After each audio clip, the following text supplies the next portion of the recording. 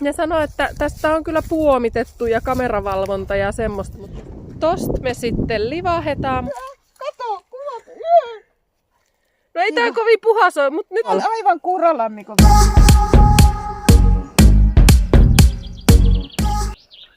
Siis mä en niinku tajunnut yhtään.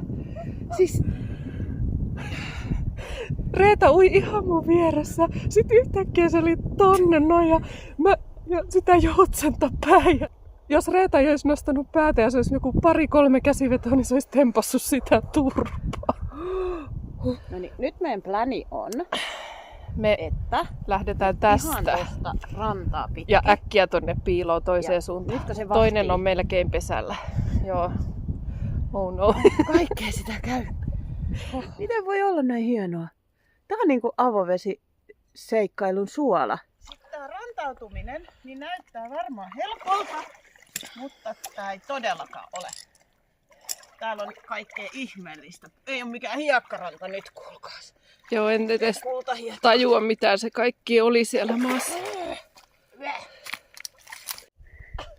Tulee!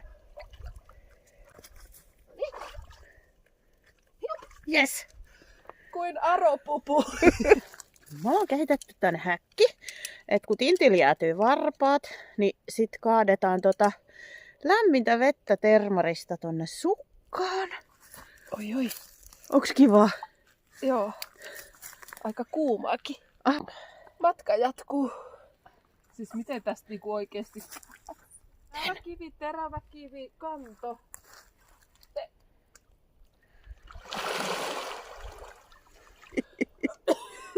Hei, mä suosittelen tätä lajia kaikille. Hirveän kiva. 2,3 kilsa. Yäk, mikä pohjaa.